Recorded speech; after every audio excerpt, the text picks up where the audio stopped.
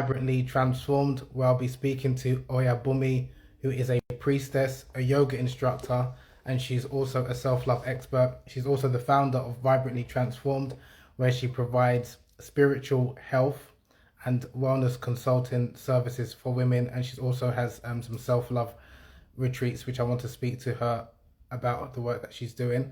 So I'll be speaking to Oyabunmi Di Rosario, who is a self love expert, a yoga instructor, and priestess.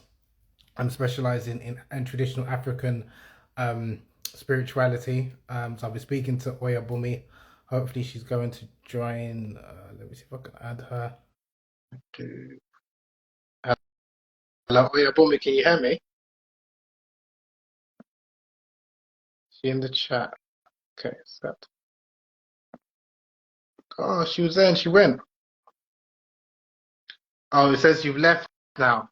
So, Can you turn yes, on the I video? can. Yes, I Hi, can. can you hear me? Can you see me? Oh, this is absolute disaster on my end. So I can't see you. So what happened was when you accepted the first time, the screen went half up so I could see that and then you left. But now I can't see you. So I just can anyone put a comment, let us know if you Yes, can see both myself and if you can see it. Oh, you can. Okay. Thank you, Cordelia. Okay, that's great. Okay, because I actually did try yes. and save the previous clip that we did, and actually your face does come up. So yeah, so we can Okay. go on, and I'm actually looking at you on the side of my camera. So yeah, this is going to be quite Thank it's you. gonna be a new experience. But I love the outfit. I love the gene. Just for the occasion, looks very nice. Um, so sorry, just before we start, do you mind giving a quick elevator pitch and Yes, yes. introducing you Well, and first of the all, I type of just want work to that you say do thank you before we so jump much. into the I'm a topic at hand? huge fan of your work. We have been talking about you and sharing your Kunyaza book all over the place and the work that we're doing in my circles. So, it's amazing to actually have this time to speak with you. So, my name is Oyabumi, and I am a Yoruba priestess in the Ifa Lukumi tradition. I'm a yogini.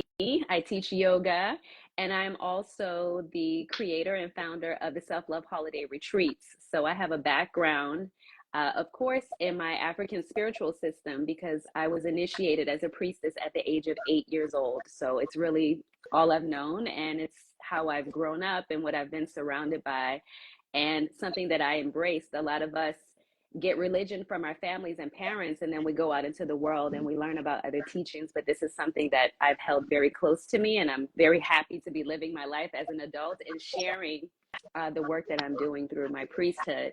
My journey through yoga has been something that was really transformational for me, as it helped me in many ways with my communication, my way of being. It also helped me to understand my spirituality more. So it was very useful. The platform that I developed, Vibrantly Transform, is really a space, a container that I created to help people who are interested in showing up more fully in their lives. Vibrantly Transform is just that. It is giving tools for people to access a higher vibration in life. And so I have a couple of pathways that I achieve that. That's through spirituality, connection with source. That's through yoga, which is a physical vehicle for personal transformation, as well as meditation. And I'm also a very passionate plant based eater. So that vitality aspect is really coming from those three things. Hopefully that answered the question.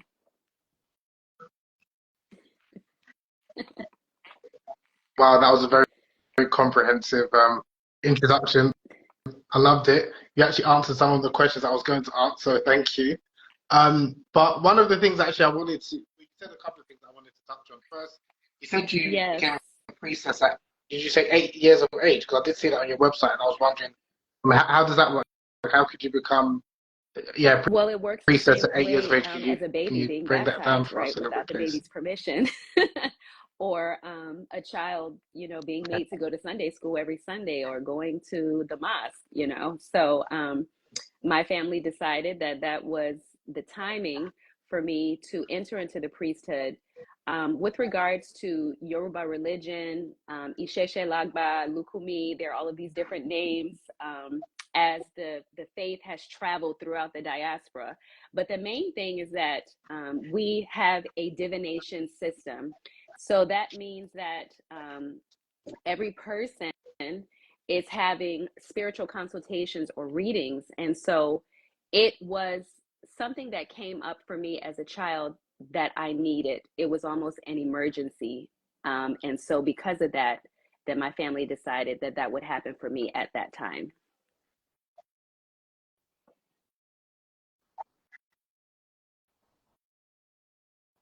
And are you Nigerian? Are you of Yoruba ancestry? Because I'm obviously I'm Yes. Yoruba, but obviously I'm Muslim, so I don't really know much about the Yoruba tradition and Yoruba religion. Sorry, so it's always interesting because, to be fair, I first really kind of found out about it when I was doing some research for one of my books about the Muslims or the Yoruba Muslims and Yoruba traditionalists in Brazil, and that's actually where I Yes. kind of found out about the Yoruba religion and like the Candomblé, because the Afro-Brazilians, they kind of use some of the Yoruba religions to with the Candomblé tradition. But is the tradition that you follow, is it slightly different to the tradition that the Yoruba religion that's practiced in Nigeria, or is it like a different form? Because I heard there's some differences, like how the Yoruba religion is Okay, practiced in parts so of America to answer your and parts of question, Cuba and parts of Brazil. we became and we identify as Yoruba because culturally I was raised in that way. So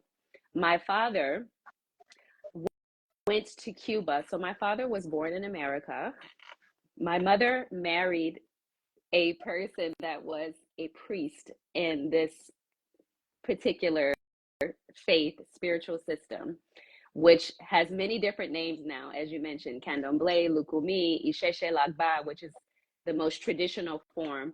So he was initiated in Matanzas in Cuba. A lot of people in the New World, in the United States, and the Caribbean are getting the religion, and they got the Yoruba faith through their movement, through the slave trade and ending up in these different Caribbean nations. So it was through his journey into Matanzas and then going to Yoruba land, going to Nigeria to also be initiated.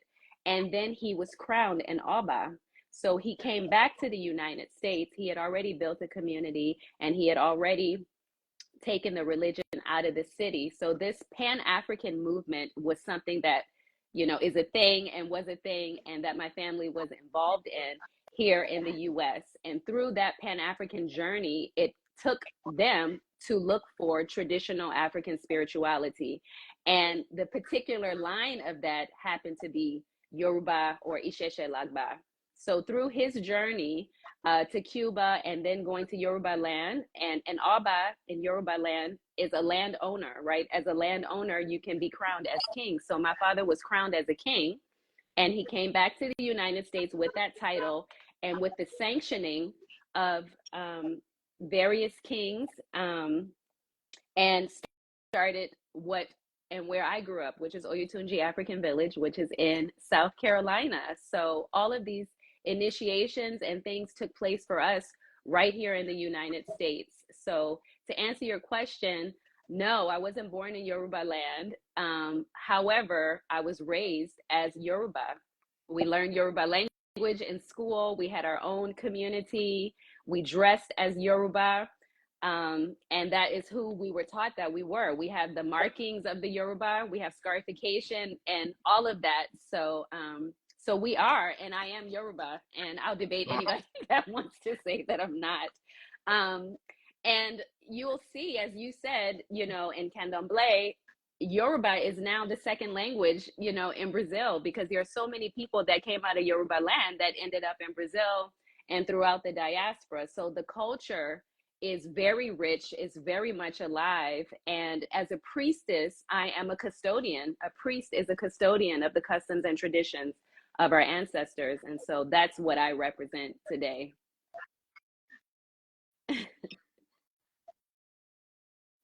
So Wow. the village, the Sorry, African what village where I state grew did up, you is say that in you was South born in? Carolina.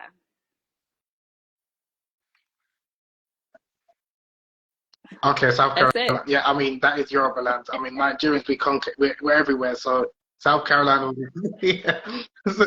I mean, the reason why I'm saying it, because even when I went to The first time when I went to Brazil, I think it was back in 2012 or 13, went for Carnival. And then a number of people was asking whether I was from Bahia or not, like in Salvador Bahia in northeast of Brazil. And I said, no, I'm from the UK, but originally from Nigeria. A number of people said, because your features, you look like you're from Bahia. And some people was even speaking Yoruba to me.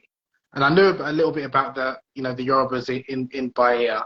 And then when I went back to Bahia about 4 months later, I was Yes. surprised how it felt so much like I was in West Africa, like I was in Yoruba land.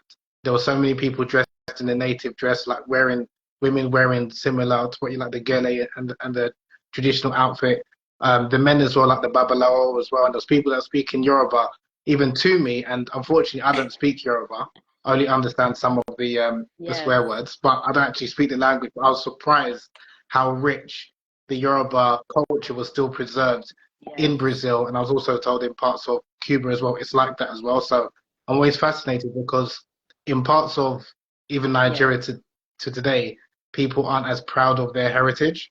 So it's quite interesting that it's going outside of Africa, and you find in parts of the world, whether it's United States, Cuba, Brazil, where people are preserving the Yoruba heritage and culture. So I just quite, it's really fascinating just to kind of like hear that story and even like some of your experiences, what you spoke about Yes. growing up in the African village in South Carolina.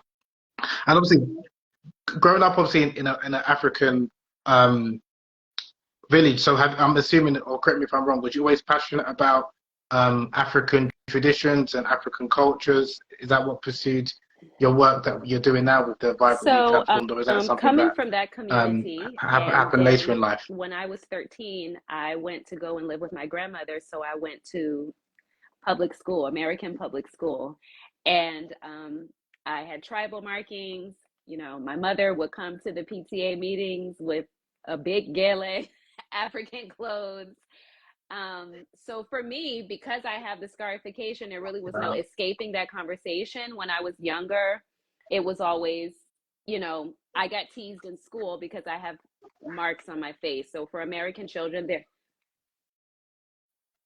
yes, yes, Oh, I sorry, have. you've got this So the so scarf. You got the travel marks coming out yourself. of that, Wow. enclosed Oh, community where everyone was like me, and then coming to, going to public yeah. school, it was always a thing. I definitely got African booty scratcher. That's what the kids used to call me. They would make fun of me when my mom showed up, of course, to the parent teacher Wow. meetings and that, because of how she was dressed. And again, it was just something that I learned to embrace. I was different. I've always been different. My experience growing up in that community made me very different. It made my worldview different from other American children. Whenever we had to do research projects in school, everything that I did, I connected it back to that. So even in university, I would write my papers about something that had to do with African dance. If we were talking about musculature or anatomy and that, because I have a background in exercise science, so I would always relate it back to that, because that's my worldview. That was my worldview. And I just decided to embrace it. You can't really hide scarification. So again, I just decided to embrace it. And yes, I definitely had a fairy tale story that I used to tell the kids so that they would leave me alone. I told them that I was stranded on an island and a tiger attacked me. It was a great story. All the kids bought into it. They would crowd around me to hear the story. And so I just embraced my uniqueness on the days that, we could wear costumes or whatever for Halloween. I always wore African clothes. When I was in high school, and I was on the homecoming court, I had on full African attire, full gele. So it's just something that I always embraced. It's what made me different. It made me feel good about myself because I was always taught and instilled with a sense of pride. So I was never ashamed of it. And so I've carried that with me into adulthood, because it is my foundation. I can't deny that. And it hasn't failed me. It hasn't left me, with a void. So I haven't had the need to go and seek out any other type of cultural identity because I'm so comfortable with what was instilled in me.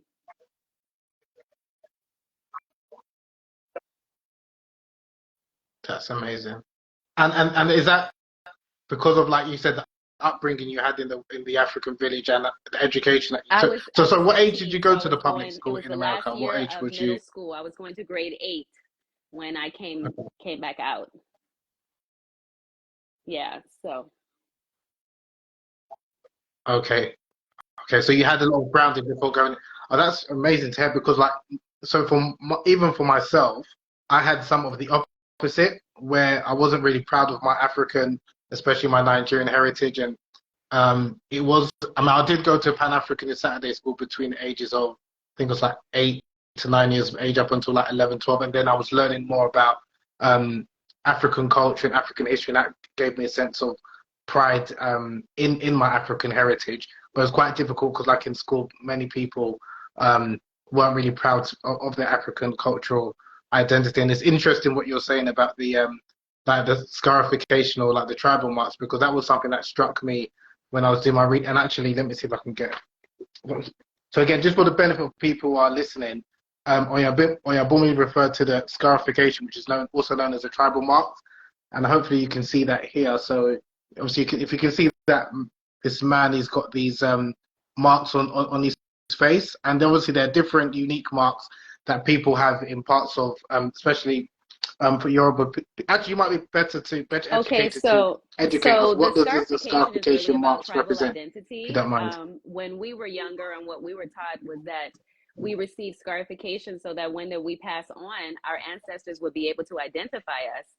So I believe also that, in traditional times when scarification was more popular and more prevalent, it just spoke to the particular tribe that you were from. It was a source of identity. So even within our community, in the African village, we had the basic marks, which is 3 on each side, and there are different patterns of scarification. They have different names. Your family can have markings, so you'd have, people who have the 3 on each side, and then they may have something extra for their family. My family, we had the 3 on each side, and then we also have 3 on our forehead. So I have 3 markings on my forehead as well, which represented that we were from the royal family. So it was identification. That's what it was really about. Tribal identification. And then your family, many people came from well known families, big families, and they had their own special signature, that they added to the marking. So tribal markings, or Ela as we call them, is about identification, so that you know that you are Yoruba. And as we were told, when you pass on and you go to the spirit world, your ancestors will be able to identify you because of the markings. So that was the teaching that we received. And we were all very proud of it. I mean, again, if you grow up in a community where all the children and the adults have the marking, then you don't stand out. So you are part of a collective, and it's really nothing to be ashamed of. It's just when you come out of the community, then people are like, what happened to your face? And even as an adult, I'm well into my 40s, and people will ask, it's always this thing when I meet new people, and any of my sisters, can identify that. That's always the first level of the conversation. It's like this awkward stare, and then it's like, how do I ask her what happened to her face? So now I can I'm like, they're tribal markings, and they're like, oh, I wanted to ask, but I really didn't know, what to say. So again, I don't even think about them now. It's just that people make it awkward because they stare, and they're not even really, mine aren't really even that noticeable because I've had them for so long, but they're there. You can see them. And of course, people always want to know what they are. There are also other, body scarifications that people may receive throughout various stages of their lives, or rites of passage. If you join different societies and that, then they may have markings that go with it. So when I went through my rites of passage, so that's the stage going from basically an adolescent or a teenager into socially being accepted as an adult, then we also received a different set of markings as well.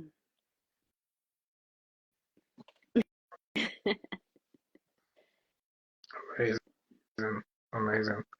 Now, honestly, this is why education is so important for people or African people and ourselves controlling our own narrative, because otherwise, again, if something seems unusual, some people may not be familiar with certain things like tribal markings, it could be seen as something that is Yes. strange or weird because again they're not familiar or educated in terms of what it represents.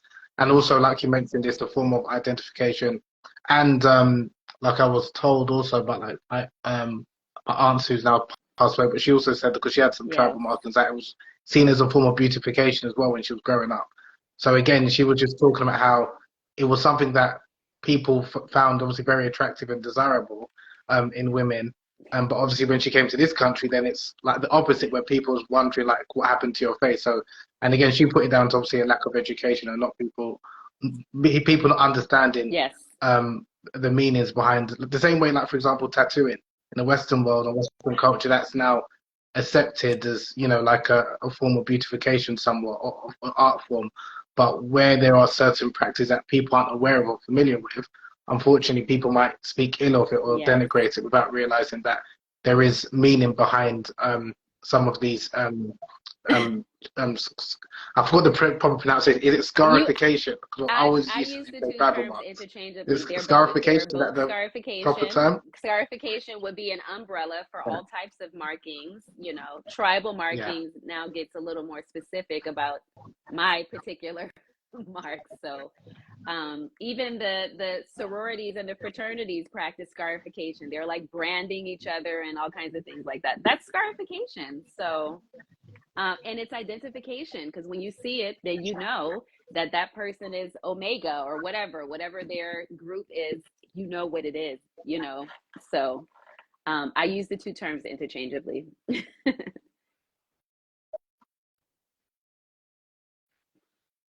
Fascinating. Fascinating. Again, just for the benefit of those of you who've joined the last few minutes, I'm speaking to Oyabunmi, who's a priestess, a yoga instructor, and the founder of Vibrantly Transformed, which provides spiritual healing and wellness consulting for people, especially women. She's explained her journey into becoming ordained as a priestess, and also we had a quick chat about tribal marks and its meaning in terms of how it's understood in traditional African societies and cultures. I want to talk a little bit about your self-love retreats. I know you spoke briefly offline, and I understood. Obviously, I looked on your website. I know that you had one in Senegal. Is that correct? In West Africa. Do you have any upcoming? First, can you give us an overview of what those self-love retreats Yes. entail, and if you have got So any I upcoming, and how people can created benefit the from them? Self Love Holiday Retreat. I created this retreat based off of a journey that I personally took. So there was a period in my life, actually, and I'm just going to get really transparent here. There was a period in my life where my marriage actually was failing. And so one of the things that I did was I embarked upon this journey of recovery for myself.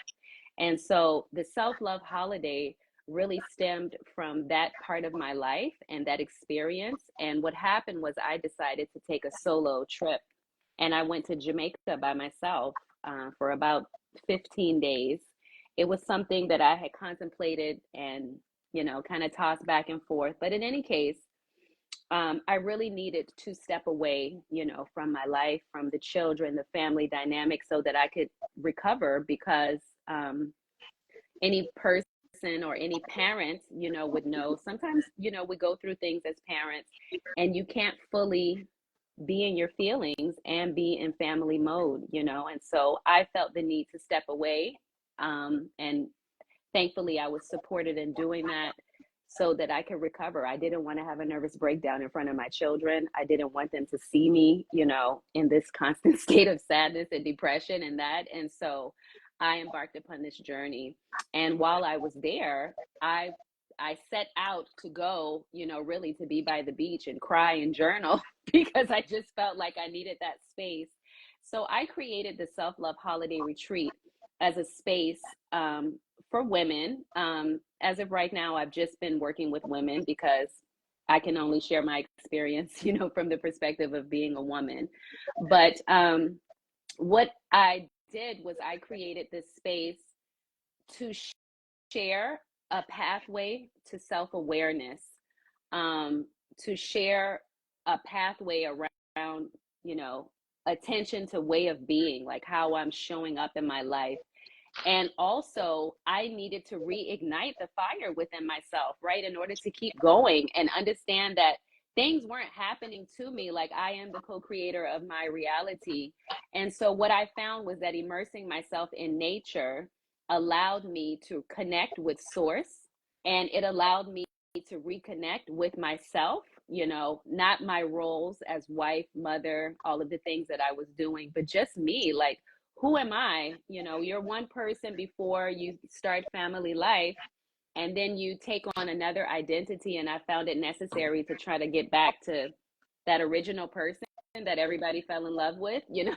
So I thought that it was necessary for me to step away. And what I've realized is that, and through hosting these retreats, that actually creating a container for women to get into nature, to be able to connect with source, to be able to feel whatever they need to feel, and give them tools for healing. And so the self-love holiday retreat was really based off of that. Again, my own personal journey that I took, and it changed my life. I came back home to the family, reignited, um, and just with a new perspective and a new willingness, you know, to do the work that was necessary to try to keep things going as much as possible. So I have hosted the Self Love Holiday Retreat in Costa Rica. Um, I had began to host the Self Love Holiday Retreat in Senegal during COVID. So that kind of changed that whole dynamic with that.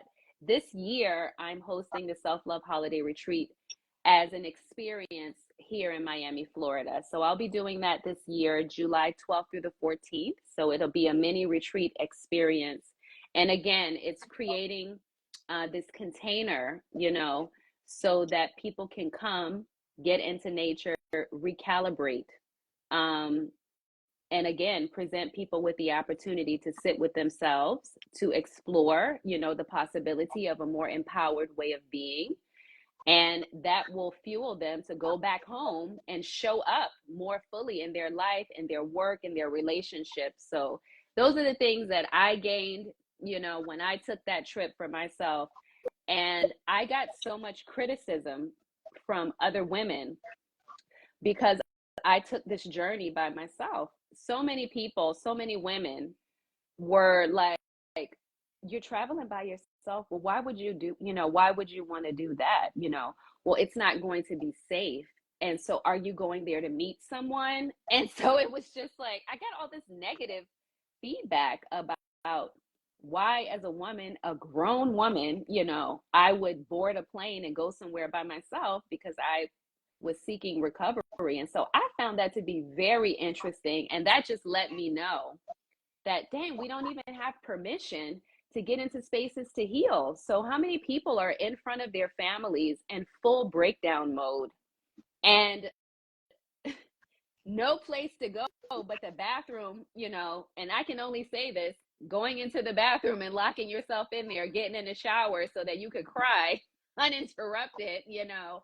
But it's like, we really do need those spaces. And I said, wow, we would even ridicule one another or shame one another for seeking something like that. And I said, there's something to this, because why are these other people triggered by me doing this? So it opened up my world. It's something that I highly recommend. And I'm really happy to see that the women that have joined me on the retreat, the breakthroughs that they were able to experience. So I thought it was necessary. I think it's necessary. And I'll continue holding space, you know, for people to come into so that they can do that. Because honestly, our life, you know, where do we have these spaces? We just don't, you know, there aren't a lot of them. And a lot of the times, you know, as women, and again, I can only speak, you know, as women, and I'm sure the brothers experience this as well. People expect, you know, they look at your life, you know, from the outside, and they have judgments about how you must be living. And it's like, if you show up outside of the role that they put on you, people start falling apart. They start attacking you and creating all these narratives. And I'm just like, you guys don't even know what I've experienced. You don't even know what led me to have to go somewhere for 15 days by myself, and how necessary it was. And I'm just so grateful to my family. I'm grateful to my children that they allowed me the space and the grace to be able to do that, so that I can come back and show up again more fully. And that's why I say vibrant transformation. That's really what it's all about. Just showing up at a higher level in whatever your relationships, your communication.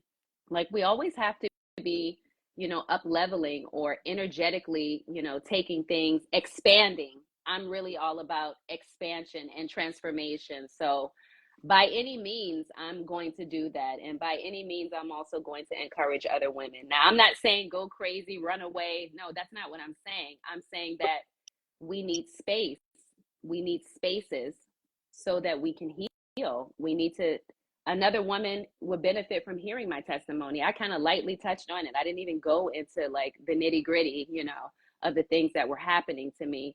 But the fact that I did that is like a threat to another woman, it's a threat to what she's trying to, fake hold together, like, again, just being in these roles. And mentally, you might be checked out, but you can show up appearance wise. But it's like your kids know that the emptiness is there. The people that love you and they really know you, they can feel something is off, something is not right with mommy, And so we have to do that. And I will sing that forever. It's like, we just really need to have these spaces where we are able to do that. We need to be free to do that and support each other in being able to do that, men and women. Sometimes you just need to step away from your role as dad. It doesn't mean you're ignoring your children or you're ignoring your wife. It just means that you may need to go be with the brothers or an elder so you can sit and talk and express yourself and get guidance, And sometimes you got to step away. You can't always do that in the midst of the chaos. Sometimes you just got to step away for a moment. It could be an evening, And women do this little. They'll say, oh, I'm going to go to the nail salon, so I get an hour away from the kids, Or I'll go get a massage, something like that. I'll go to the spa. These are like little mini things. They're mini retreat experiences that women are trying to just grab onto. Well, let me go shopping. Let me go do this, so I can get a moment to myself. People are screaming for it, but we have to try to make it fit, and it's got to look right. So that's how and why I developed the self-love holiday retreat, because I do realize that we need space for recovery.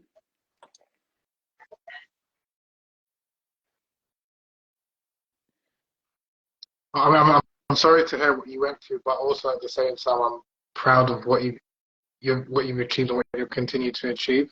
And you're using the challenges that you went through to kind of not only help yourself. Obviously, you mentioned your healing process, but you're also able to benefit others. So that's definitely commendable. Definitely want to tap my, what's this saying?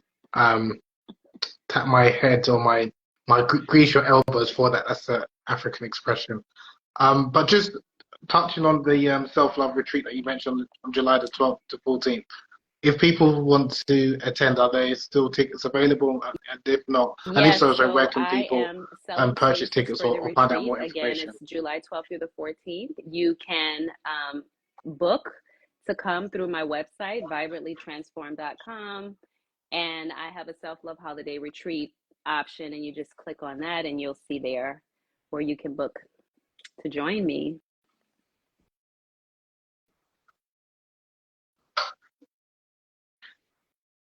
And also, could also women who are in relationships or Yes. married, can they also join, Okay. like if they wanted some time, obviously, to get I'm away so glad from that you their said that. significant So just other? because I went through Is that, it available for all women? I was just, and that's why I said just full transparency for a second. So I'm not, it's not a space, for women that have been through what I've been through, because I've been on both sides now, so it's for everyone. It doesn't matter. It's not about your relationship status. So, it's, it's a place where women can come for retreat and recovery. So it's for, it doesn't matter. It's not like, oh, you have to be single or you got to be separated. No, I'm just saying that's what led me to board a plane by myself and go to Jamaica for those 15 days. And that's how this whole thing came about. But it's really for everyone. Every woman no matter where she is in her life, I feel could benefit from the tools that I share and the experience and the container that I create at the Self Love Holiday Retreat. So, yes, come one, come all. Yes. Yeah, I just wanted to. I thought that was the case, but I just wanted to make that clear Yeah. because So, I think, no. in some people's mind, especially some men's mind, some men get even worried if they hear like their missus is going Yes. off. Especially they might hear Jamaica, they might think of what is that Stella got a group back the film, or so they have their insecurities and their No. fears. So I'm just wanted to kind of. I'm glad you kind of laid that out. So again, it's not for solely women who are singles, women who are in Yes. relationships, women who are married. It's a refueling, like you said. Um, and you mentioned about Yes. which was quite interesting, the pathway to self-awareness. You mentioned Yes. that that's what people will come. So, Can you the elaborate a little bit pathway to about self awareness to me, number what you meant one, by begins that? with What does that involve? stillness. It begins with getting really quiet and getting really still and going in. So, really, really assessing what's going on in your inner world. Because a lot of the times we have to mute our inner world so we can be so involved in our outer world. So, stillness and the tools that I use, number one, as I said, silence, stillness. The next is meditation. Meditation is just a focusing of the mind. So sometimes when people try to sit still, they have what we call monkey mind, right? Their mind is jumping around. They're thinking, oh, I got to do the laundry. Oh, I forgot to take the food out for dinner. Your mind is just jumping all over the place. So meditation is to focus the mind during stillness, and that can be done in many different ways. Typically, I'll give visualization techniques and different meditation techniques that really have nothing to do with religion or spirituality. It's just a quieting of the mind. And then also using yoga. Yoga is a physical vehicle for transformation. The things that happen in the body on the yoga mat, in the yoga community, we say, off the mat and into your life. So to be able to sit still, okay, to be able to breathe and sync movement to breath intentionally changes your awareness. It changes your awareness in the moment. And it allows you to observe yourself. So I use yoga as a way to get people to observe themselves, right? So if I say I'm talking you through yoga movement, so I'm syncing your breath to movement. If I ask you to hold a position for 3 breaths, things are going to start happening. You might say, oh, my thigh is burning. This hurts. I'm not going to hold it. Oh, I let go of the breath. So people are like, there are all these things that are going on. And it really allows you to look. And it's like, okay, when things get uncomfortable, what's the first thing I do? I'm ready to run. I'm out of there. I'm not holding this for 3 full breaths. If my thigh is shaking and my muscles are burning, I'm out of there. And you'll find that off the mat, people who have that experience do the same thing. When they get uncomfortable, they're out. They check out. They either check out mentally or physically remove themselves from the space. So I use yoga as a personal vehicle for transformation because it works. It works in that way. We also store emotion in our bodies, in our hip centers, and that. So putting people in positions intentionally, with breath, they're going to open up. It's going to flow out. We keep tension. Men carry a lot of tension here, like on their shoulders, right? Like their burden is here. Women, we carry it in our hips. So again, using movement, as a vehicle to transform and to move that energy. That's what body work and massage and the laying on of hands, all of these really ancient healing techniques, that's what they're about. It's just moving and shifting energy. So getting people into that space and using the practice of yoga and sitting still is extremely transformational. Again, it just allows you to look at yourself through a different lens, and it makes you aware. It makes you aware of your breath. So whenever you get uncomfortable, if you're embarrassed, you're nervous, your breathing changes. Giving people an awareness of breath can help them with anxiety. It can help them communicate better because they're aware. They're like, okay, I'm like breathing heavy, my heart is racing. I can feel heat in my face. You know, what is that? What's happening in my body? That's awareness. If you're not aware, okay, you get in a situation and you fly off the handle. So it's like your self-control is not there. So just using these techniques to get people to look at themselves, not through the lens or like the filters that we've gotten. Some of us have filters that we've been carrying from childhood. We can't even hear clear. We hear through our filters. Oh, it's not this, so it can't be applied to me. Oh, they can't be talking to me because I'm ugly. Somebody might have told you at 5 that you were fat or that you're not cute. So you walk around your whole life thinking that you're not good enough, you know, for someone to love you because something somebody said to you at 5 years old, and you've been carrying that along. And sometimes you don't even realize it. So that's why I like to focus on way of being, because we've built up, you know, at the center is you. And then there's a bigger circle outside, and then there's all this stuff in between. So what I like to help people do is just get to the center of who they are before somebody told them they was ugly, before they thought they wasn't good enough, you know, before they got ignored, the teacher never called on them. All of these little things that build up that we carry through our lives, they affect everything, our relationships, our communication, our work, how we show up, you know, how we put ourselves forward. So I just really like to give people that experience when they come to the retreat. When they leave and come back home, they're just going to be, the awareness will have shifted.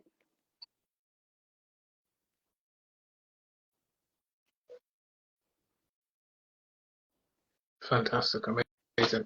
Again, just for the benefit of people who are joined the last few minutes, I'm speaking to the fabulous Oyabunmi, who is a priestess, a yoga instructor, and the founder of Vibrantly Transformed, where she provides spiritual healing and wellness coaching to women. She has an upcoming retreat in Miami, in the USA, of course, on July the 12th to July the 14th, for women only, irrespective of your marital status, whether you're single, married, in a relationship, what have you. You're more than welcome to attend. For more information, Yes, visit. So is it vibrantlytransformed.com. Thank you. vibrantlytransformed.com? Is that the name of the website? Thank you. Thank you. Yeah. I want to put that, and I'm going to save that anyway. But yeah, Vibrantly Transformed, and she was speaking about her journey. I'm definitely going to save this because there's a few things that you said that I need to kind of actually think about, and I'm probably going to ask you later offline. Yes. I've got a couple of questions actually that I wanted to run past you.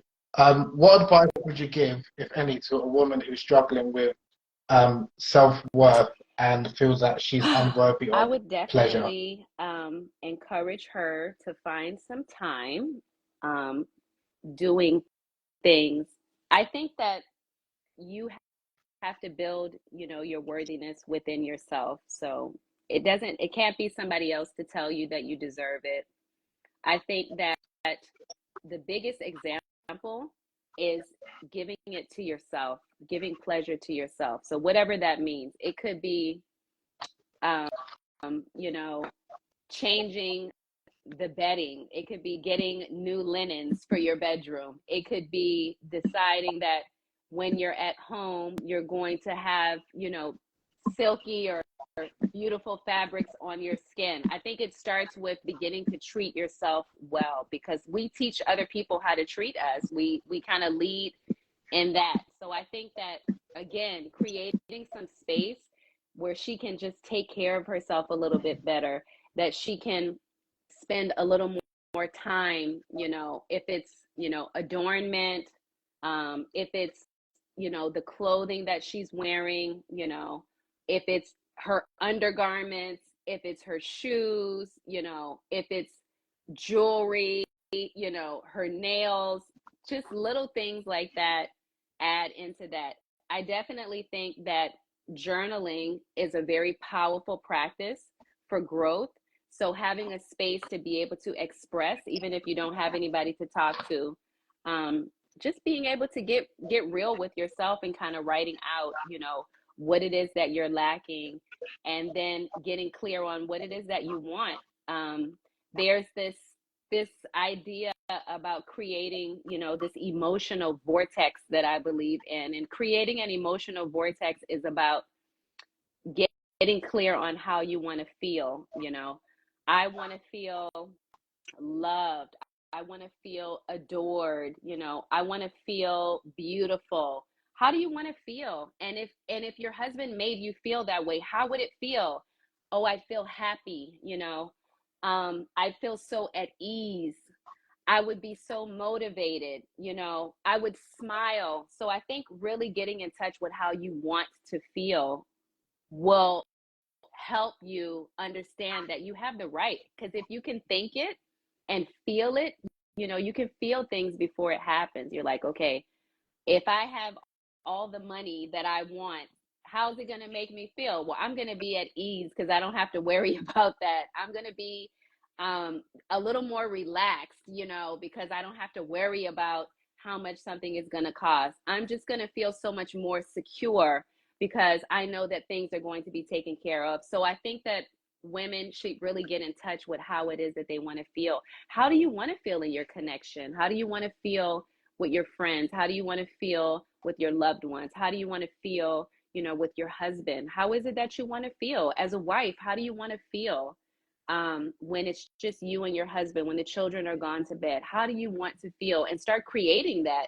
And then if you can feel it, then you can start speaking to it and showing up energetically in ways that people will respond to. They will respond to it. But if you don't believe it, then it's kind of hard. It's kind of hard. So I really think that people who believe that they don't deserve or they're not worthy, instead of focusing on that, focus on how do you want to feel, So I just want to feel loved, I just want to know that I matter, that someone at least cares, to make me happy. So just little things like that. I think that that's a journaling practice is a great place to start, And also I think again, so then going out and then physically adding things to your life. And even if it's simple, it could be simple. If you can't go out and buy and do all these things, I'm going to soak in a bath a little bit longer, just so you can have that time. I'm going to create a really luxurious bath for myself. You can do that with some salts. That's easy, but it's just a practice. I'm worthy of being in there for a little bit longer, using different things, loving on self first, and how that feels, and then journaling about that, and then just really, I think, just again tapping into the emotions of how you want to feel. How would it feel if your husband adored you? How would it feel if you received the pleasure that you wanted? How happy would you be? How would your skin glow if certain things were happening? What type of smile would you have on your face, if you had that level of satisfaction? And that in and of itself will put a small smile on your face. So I just think that a good place to start is women getting really clear about how they actually want to feel. A lot of the times we expect, men to give that to us, but it's like we also have to know. We have to know what we want too, so that we can speak to it. So when it happens, we can say yes, yes, that's it. That's what I'm talking about. Yes, more of that. So and sometimes we come to that by accident, and sometimes we can cultivate that emotional vortex, that I'm talking about, where you really get clear about how you want to feel. So hopefully that made sense.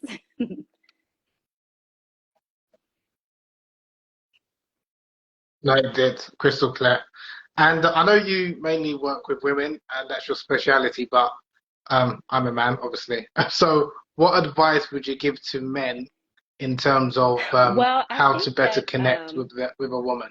you this has so many lenses, right? It's like a cultural, religious. These are so many lenses that tell men how to be, how they should act, and how they should be. Um, I think that men have these same needs, and they also have an idea about how it is that they want their wives to make them feel, if they want to feel cared for, if they want to feel supported, if they want to feel like, she uplifts me, she's my confidant, she listens very well to me. I think men also need to be very clear, on that as well, how it is that they want to feel. But I think that a lot of the times, it would be so useful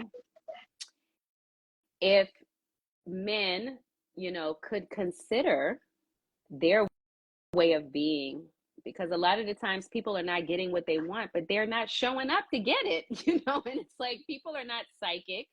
No one can read your mind. So I think men also need to be clear on expectation, again, how it is that they want to feel when they come into their homes, how it is that they want, you know, how they want the children to be. And a lot of the times, brothers don't have the words for this, so it could come across like, as women, we're disappointing you all because, well, you haven't really told us, and the way that my mother was with my father may not have been how your mother was with your father. And you might have seen your mother be very unhappy, Well, why was she so unhappy? What was your father doing? What was the energy in the house? So I think that, you know, women bring an energy and men also bring an energy. Feminine energy is flowy, masculine energy is the container, for that. So we always need a firm and strong masculine container. Women need that so they can express their femininity in full.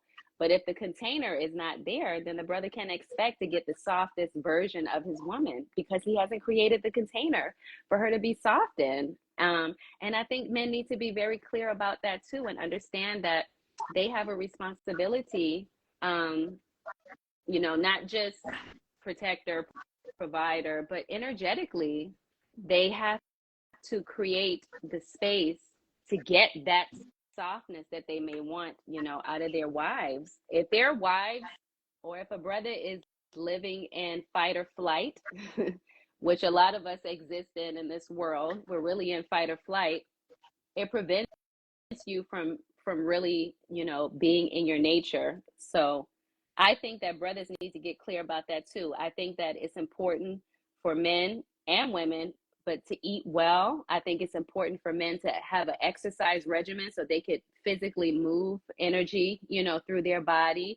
Some of the aggression in that, they need outlets for that. Sometimes, depending upon the line of work that you do, if you sit at a desk all day and that you're not moving your energy, so you need to, I don't know, wake up earlier, go for a run. You need to walk. Like, you got to move your body. Gives you time to think, more oxygen to your brain. So I think men need to take care of themselves as well. And I also think that there should be spaces, again, for brothers to be able to speak with elders, and connect with people who have a successful example. And sometimes we don't have that in our communities. The brothers don't have that. They may not have an elder that they can go and talk to who has created what the brother may have in mind to create in his own home. So that elder may not be able to advise him. And I think that we have to be, and I know, again, religion sometimes plays a role in this, but I think sometimes, like, as couples, sometimes what you're doing and what you're creating is new. It's not something that you've seen before, right? Because your parents may have tried to create something and they may have not been successful. You might have seen your father be miserable, mean, You may have seen your mother withdrawn and unhappy. So you don't want to go and get married and create the same thing. So I think we have to look at where we're coming from, the men that raised us. How was he with my mother? How was my uncle with my aunts? Like, was she happy? Like, how was that woman? And what did he do in order to get that out of her? And I think brothers have to be willing to create something new, do something different. But I know sometimes that's hard because you have, just like I told you, the ladies were criticizing me because I went on a trip by myself. Brothers may get that same thing. Well, you need to have your wife be a certain way, but it's like, it's not working, So how can I change that? So I think just man and woman together really have to commit to something higher than the dogma. Because a lot of the times we have the idea like, yes, you should be married in that, but it's like we got to keep evolving. Like, we have to keep evolving the communication. our world is changing. There's so much new information and feedback that we're getting from the outside world. So a lot of the times when we're in these older religious systems, it's hard to know how to be, how to act, right? Because you have this idea of masculinity, but it's not really giving you the result. So there's a disconnect, you know. And so then you have to be willing, you know, I think brothers have to be willing to create different containers to get what they want, you know, not go against whatever those laws are, but just expanding their consciousness around who is in their house, the woman that they've chosen, you know. And I know like there are arranged marriages and all these different things, but brothers are in such a powerful position as creator, you know, as the creator of these containers. Women, we're coming into the containers. So if you haven't set that container, you're not going to get you're just not going to get the full femininity out of your woman. And I think that that needs to be something that you all talk about in your circles, you know, and how you can expand and evolve that. Because a lot of the times, you know, we look at our elders and we say, well, how successful were they, you know? So not to dismiss them, but we just what's working and what's no longer working, you know, and how can we expand that? How can we um, try to create something better that we get a better result? So that's what I think. I think brothers really need the same space that women need. You know, they need to be able to express themselves. They need to be able to move energy, you know, even more than we do, um, so that they can show up and be able to extract from the woman what it is that they want. But they got to be clear about that too. You know, we all have to be very clear and then communicating that. So sometimes we don't hold space for each other to communicate our desires and how it is that we like things, you know, and we judge each other, and then we start competing with each other, and it's a recipe for disaster. So I love the work that you do because, yeah, we need to rethink these things. You know, it's a lot of dogma that has been put upon us, and we really have to see our way through that so that our connection, man to woman, can be better, so that our marriages can last, you know, so that we're setting a wonderful example for the children, even with regards to conflict resolution, you know. We have to set those examples. We are teaching our sons, we're teaching our daughters. They're looking at us directly, you know, for everything. I think you realize it, but in the moment, you know, when you're in it, you don't realize how important everything that you do and say is, because the children are watching and they're going to go. If you saw your father do certain things, it's likely that you could very well go and do the same thing in your own marriage without even realizing it, you know, without even, because you're just not aware. You're just kind of going through the motion. And whatever you might have said about him and your mom wasn't happy, you end up creating the same thing because you're just not conscious. You're not aware, you know, of what you're doing, how you're showing up, how you're communicating with her. So um, I think that's important.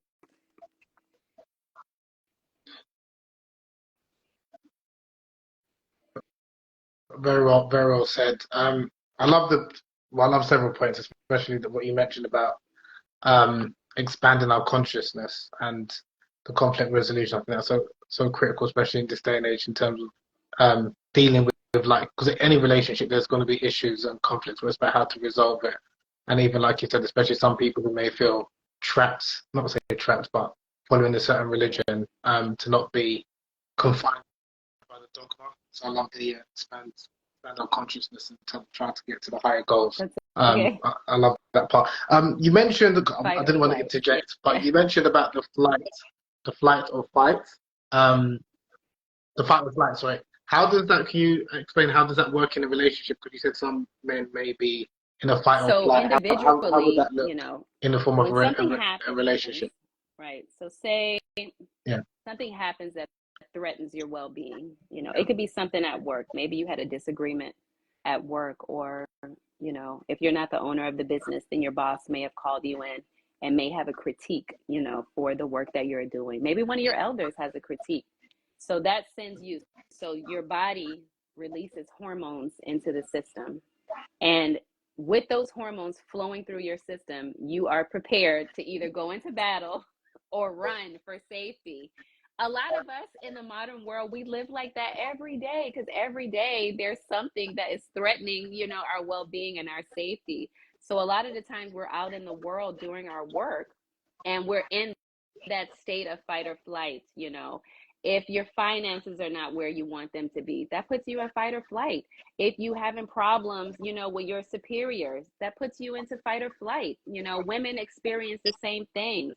So the resolution for fight or flight is really deep rest or exercise, because if you have the hormone in your system, you have to do that. You either going to have to fight to dissipate the hormone, or you're going to have to run to dissipate the hormone. The hormone staying in your system is why we have so much illness and sickness attributed to stress, because stress hormones cause physical ailments. So that is happening. It can happen. We live in a world where there's mass shootings, like there's all kinds of stuff going on. If you have to go and take public transportation to get to work, if you're sitting in rush hour traffic, fight or flight, it can happen. Whether you're seeking that or not. So that's why I'm like, brothers, we got to exercise. Sisters, we have to be able to move this energy, because the world that we live in puts us in this state. If you're struggling to take care of your family and that, then yeah, you're in fight or flight. So you're not at ease. You're not in your right mind. You're not in your right mind when you're in fight or flight. It's emergency. I need a resolution for this right now. And if you don't do anything, like I said, to dissipate the hormone, then you're going to carry it with you when you go home, and you're going to express that. So it could look like a little argument. It could look like many things. So I just think that this modern life really has a lot of us in fight or flight. And that's the whole reason why I'm like, you need a retreat, or you need to have a space, where you go, I don't know, y'all, the men go to the spas, or do whatever it is that you guys do. But you have to deal with the hormone. Your body is responding to external stressors every day, and it compounds. If you go to work and something like that happens, or something is going on in your business, and you come home, you are not ready to be soft with your wife. You got to work through that, before you can do that. And the same with the sister. If she's out there, whatever, working out in the world, how she has a boss, somebody telling her what to do, or if she's alone with her children, the sister is in fight or flight. And you want her to get into a relationship container and be submissive, and soft when she is out there in fight or flight. So where is the space for her to rest, so she could be at ease, so she could be soft, submissive for you? So I just think that that's like, we have to look at those things, because they all affect, our way of being. So that's why I said that. Society puts us in fight or flight. Modern living puts us in fight or Thank you. flight. It just is.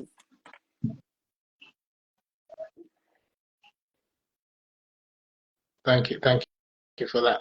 And also, do you mind talking a little bit about, I think it was last week or 2 weeks ago, that you had a workshop? Ibuai, yeah. I wrote down, I think, yeah, I just want to hear a little bit about this. So, Oshun, I don't want to butcher this. Yes.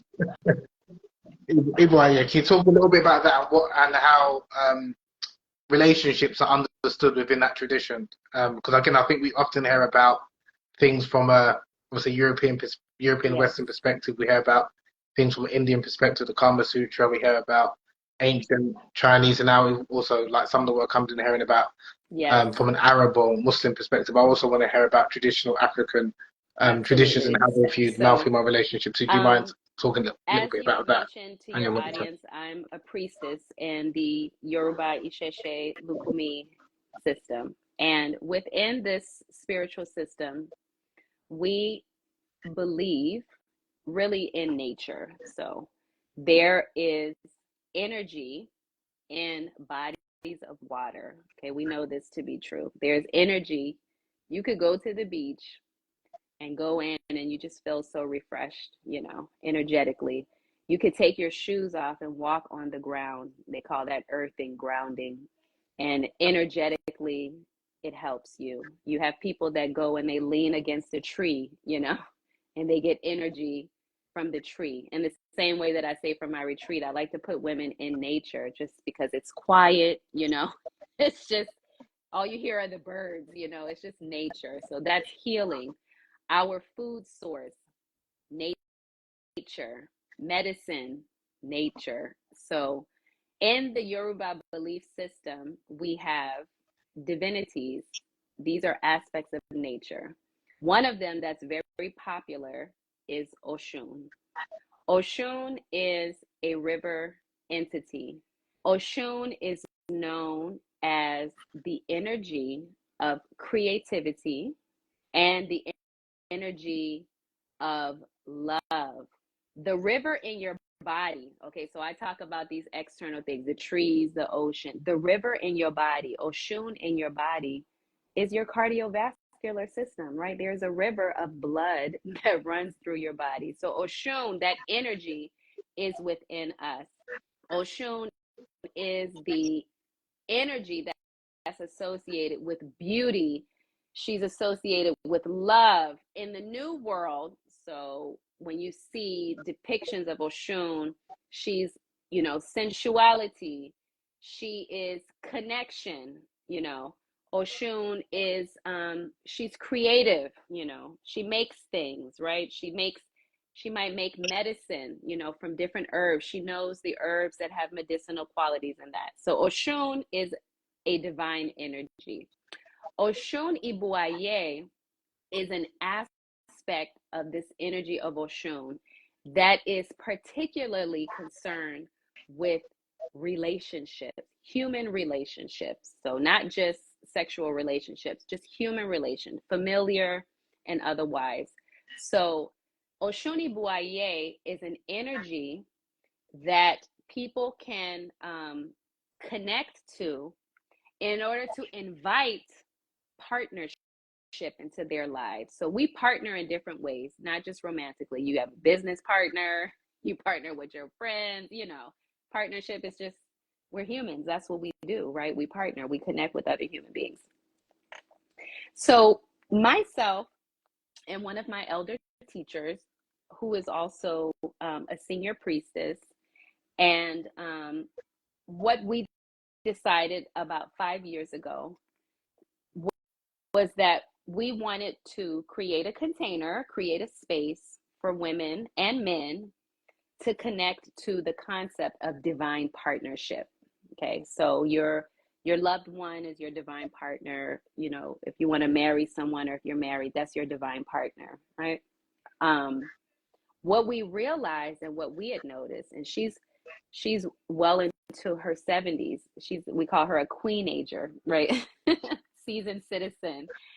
But through her journey, what she noticed and what I began to notice was that as people, or as we expand as spiritual people, so that could be whatever your religion is. So as you get more into the Quran, as you get more into the Bible, whatever you're into, as you get more into your spiritual life, a lot of the times it can be very isolating. You find that your connections kind of, as you get more religious or more spiritual, your circle gets a little bit smaller. So we just kind of observed that there really is no conversation that's happening as to how spiritual people should be connecting, or just because you decide that you're going to go on this spiritual journey, does that mean that you can't have a relationship? Does that mean that it can't coexist with your marriage? And so we said, okay, so we're coming across, in my work and in her work, we're coming across people just in different phases of their lives. We have younger women, right, who are yet to be married. They're just wanting to connect, with the opposite sex. We had, one of the women beautiful sister, educated, very well educated, degreed, never been married, no children. Sister's well into her 30s. She's dedicated her life to just being excellent, right? A lot of us are just conditioned to do that. Our mothers, in North America, in the modern world, as women, like, oh, go to school, do this, do this. And then they're like, well, why haven't you gotten married yet? And it's like, well, I've been in school all this time. So I haven't really had time to focus on that. So we had her. We had, my elder, who is an older woman, but still very vibrant. Her husband passed away. Okay. And then at the time, myself. So I was coming out of a 20+ year marriage, right? And so we're like, okay, let's help people just reconnect. So me, I was on a journey. I'm like trying to find myself. Who am I? If I'm not somebody's wife or mom, like, who am I? And again, the sister that did her whole career journey, she's like, okay, I got all of my degrees. I got my dream job. Now I want to have a husband and I want to have my children. So then we just decided to create this space for women to come into. And what we did was we put a book list together, and your Kunyaza book I introduced to the group. So we had that. We have another book by Ra'un Nefer, an Afrocentric Guide to Spiritual Union. There's another book, Ra'un Nefer. Sorry, who's the author? Sorry, who's the author? So your book, An Afrocentric Guide to Spiritual Union. Another book, The Creation Frequency by Mike Murphy. And the creation frequency is how we get people to state the reality that they want to have. When I was talking earlier about creating that emotional vortex, so it's just speaking about the things that you want as if it has already happened, and you're just giving thanks for it for it happening. So guiding people through creating that. So we decided to create this space so that women, and we've had brothers to come through too. So it doesn't matter if you're single, married, people that are married also want to take their relationships to the next level, right? They want to expand, because the marriage just can't stay. It just can't. You just got to constantly be expanding to keep things interesting. And so we created this space with the energy of Oshuni Buaye to give people new tools with regards to partnership. So a lot of us are looking at partnership, and you mentioned this earlier, through this Western Christian dogmatic lens, so we had to get through that. Because what may have worked for that group of people doesn't work for everybody. Obviously, if that was the case, divorce wouldn't be so rampant, right? Okay, there's obviously an issue. So we created this space, and we would do it for 5 weeks at a time. So we'd meet on the weekends, and we do like a 2-hour workshop where we introduce these different principles. Number one, who is the Oshuni Buaye, which I shared with you.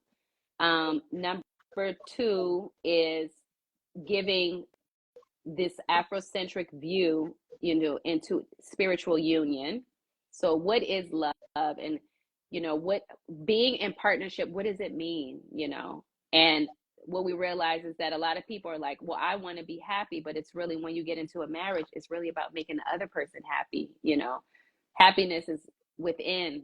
So you got to be happy to make another person happy. So creating that happiness within yourself so that you can then get into a partnership and inspire and try to create happiness with another human being. And of course, yes. So I didn't want to cut. I don't want to lose this thought, but do they have in the Oshun Iboye tradition? Do they have the concept that we have obviously in a lot of Western traditions of this idea of no, when you get married, no. the person completes you? Do you have that understanding? You got to be complete, okay, good. Right? Yeah. You have to be, yeah. Now, I do. just And want they get to say that because I think that's the idea that a lot of people have, like going into even some people the from the walls fall Muslim down, tradition as right? well. The This walls start to idea, fall which I think is down. a And that's just not misunderstanding of true. You some know, you can't, texts. That if you don't yeah, know what yeah, makes you happy, how mm, is somebody else going to make you happy when you don't even know what that is? So they can present you with all these different things and they're like, that's not it. That's not it. You can't even articulate it because you haven't explored it within your own self. So no, that's not it. mm, We have to be whole, right? Coming together. We just have to be, right? Man is whole, woman is whole. We have to be that coming together. Happiness is self-generating. If your husband goes to work every day for 10 hours a day, so what, you unhappy?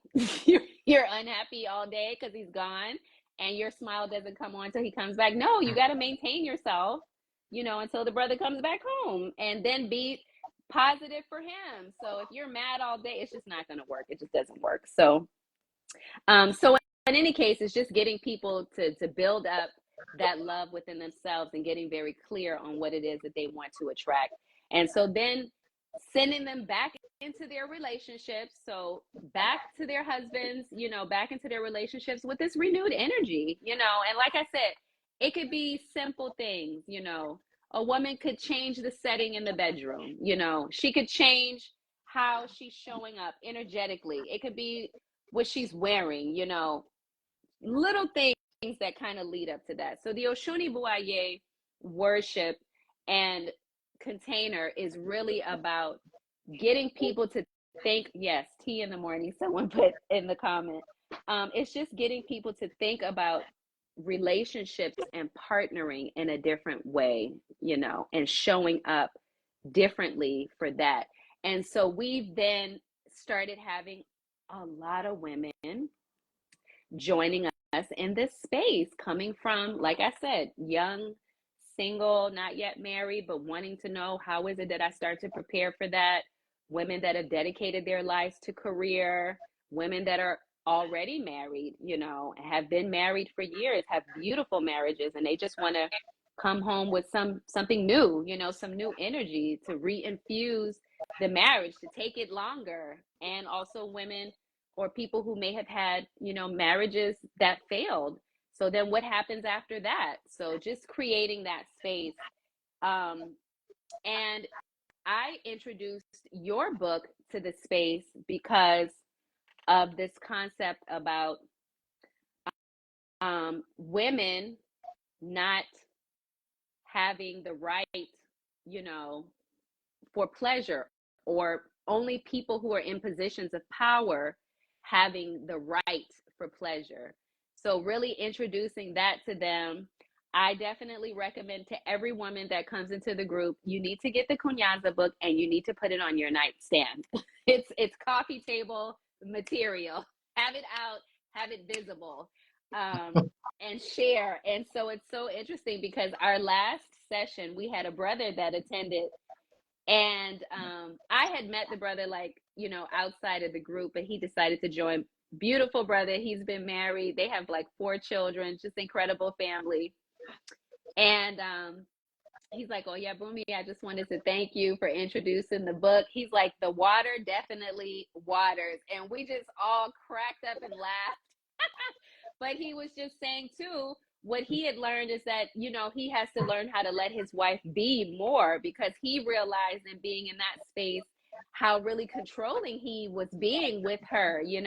When they would go out into certain spaces, he'd say, "Well, don't wear that because such and such is going to be here," And he's like, what I realized is, like, I need to let her express, she's not going to do or present in any way that's going to shame me or this family.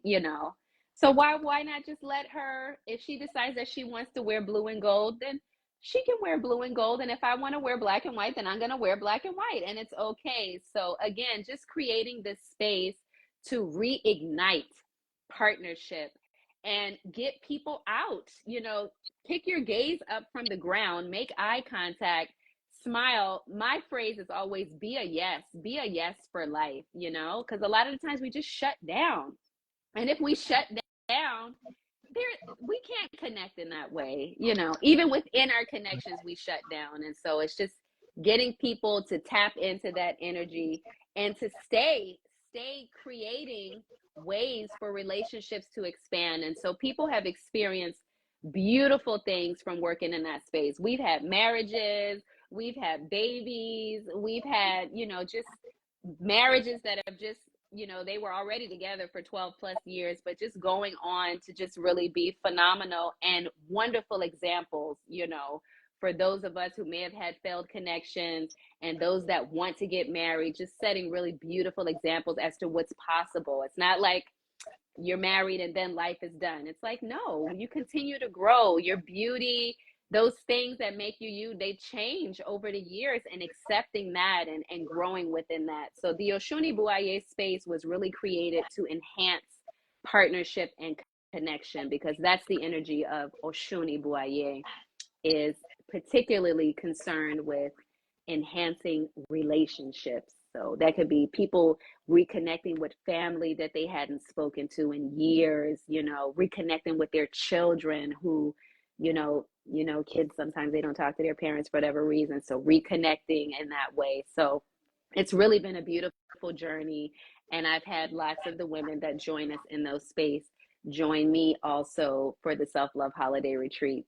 So again, coming to the retreat is just prepping you to go back into your life and your connections on all levels, just more enhanced. So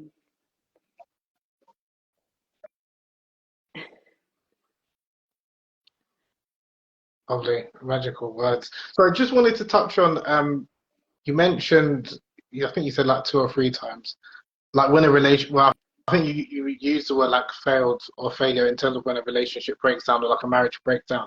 Is, because my understanding, again, I just want to understand from the Oshun Ibae, however you pronounce it, sorry, tradition.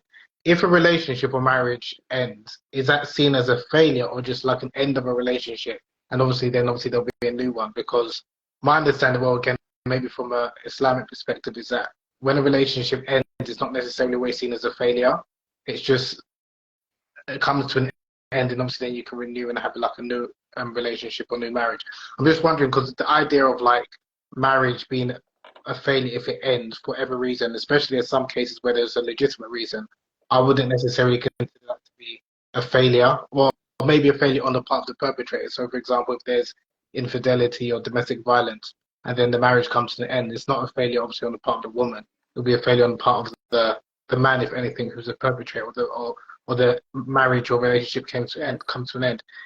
I'm just, again, it's just a wording, because that struck me a couple of times when you used the word failure. Is it actually seen as a failure, especially if the person wasn't So, at fault thank for the you marriage or for relationship highlighting coming to that. an end? So when I say, the failure of a relationship, no, in our culture, if a relationship or a marriage ends, it's not a failure. However, I do believe, and as a person that experienced this, what I felt was that I had failed in some type of way and I had to work up from that. So a lot of people who experience that, it may feel like a failure. So we don't promote this till death do us part. So it's not till death do us part. It's until the death of the connection. And that does happen. That's a Yeah, real thing.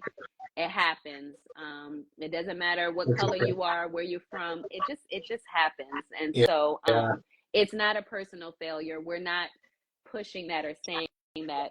I think that for myself, and again, I have to own that, that's how I felt. And that's what put me on my whole journey, because I was like, okay, what could I have done differently? How could I have been better? So I just felt like that for a while, and I had to heal yeah, up from that. And I know a lot of people in that situation, a lot of times they do, even if they didn't do anything, they could have tried to do what they could, the other partner, whatever, but still a woman might blame herself. Well, if he was, you know, stepping outside, what could I have done? I could have done something more. So there's always that, like, we have to work through that. I had to work through that. So I would just put that on me. But no, so we don't believe that, and we're not yeah, saying that if a relationship ends then you failed. No, you're right, the possibility for something new to form, for you to learn and use whatever, pain or whatever that experience was, using that as really like a healing balm to provide, to protect you and to get you prepared for new connections. So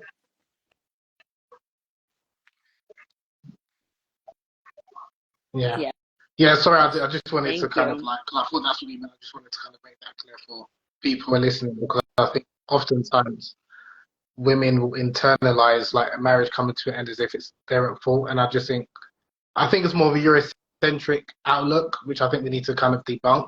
This idea that the responsibility of like a marriage being successful lies on the woman, because oftentimes women are viewed within a prism of being either a mother or wife. And again, I've got some my issues with that, but that's another Yes. conversation altogether. But it's just when you said No, the no, word no. failure a couple of times, No, the thinking tradition I is don't want people not to saying that. think that that's what the tradition is kind of. But it's just something that we unfortunately It's the internalize end of sometimes. the Unfortunately, that relationship. yeah, but it's not. Someone, It's I the just end saw of something in the that comments, relationship, and yeah, and like you said, let's yeah. see. She said, should Sorry, we go into new I was so relationships engrossed in with what the you were saying. I clarity wasn't that we actually paying believe attention to it's the until death comments. of the connection, Um, only not death do us part? So from the perspective that I'm coming from, I'm saying yes. Any connection, it's it's until the end of the connection. So it's not, we got it. One of us has to physically die for you to be, able yeah, to move forward. It's until the death of the connection, and that happens. It just does.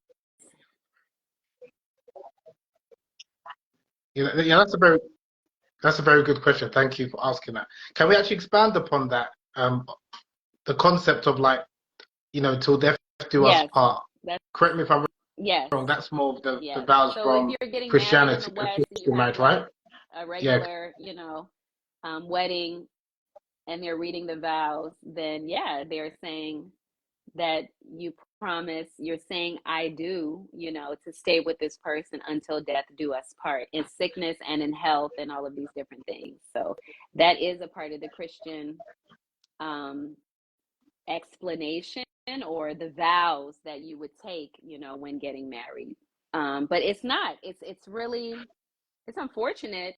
And even the hardcore Christians that believe in it, they know it's not till death do us part, because they get divorced too, or they get separated. And so I think that that's something to look at, because yes, you can have a beautiful connection, and it has a life of its own, right? So within the lifespan of a connection, some of these connections can endure. Some of us can be inside of these connections and do the work necessary for it to endure. And sometimes you could try to do the work, and you just both decide, you know what, we'd both be better off just moving forward. So sometimes it's a mutual decision. Sometimes it comes up because it's like, well, I didn't really have any choice. I was being disrespected, or it was abusive, different things like that. And people will even try to stay through all of that. I don't think that anyone just, once you commit to something like that, just gives up on it, so easily. Once you've put so much of yourself into something, it's not easy to walk away from that, because you do. Again, I can only speak from my perspective. You feel like a failure. And what am I saying to the children? What's the message to the children?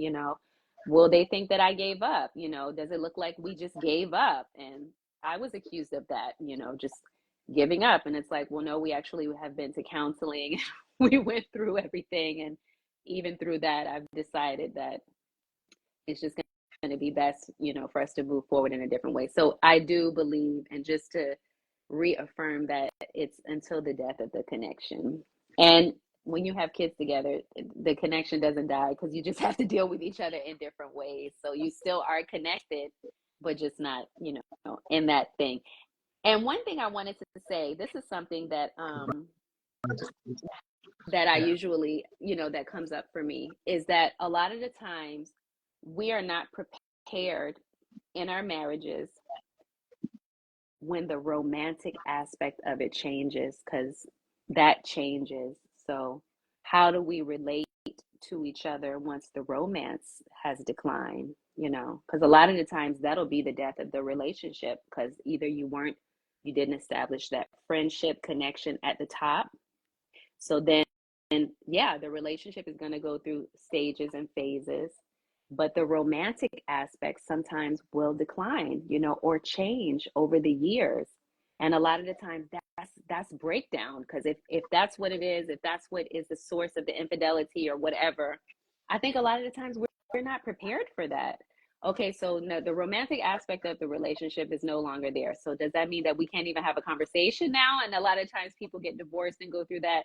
They can't even talk to each other because they really, the friendship wasn't that strong. And I guess it was just more about the romance. And then when that's gone, it's like, what are you left with? And I think that that's just something very interesting that I just observed. It's like, so once the romance, once that aspect is gone, then what? Then what of the connection?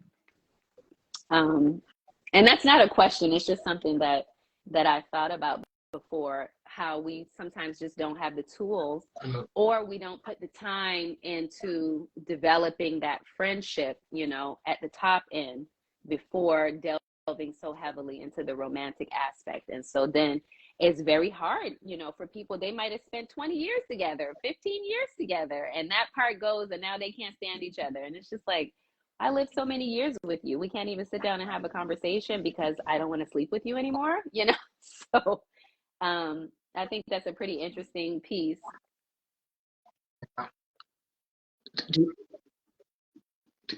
Do you also think, I mean, because what I've seen as well is that, especially from a Western concept, is because a lot of emphasis has been placed on like the romantic aspect or the passionate love aspect. So when that, and then naturally it will dwindle, or it will subside somewhat.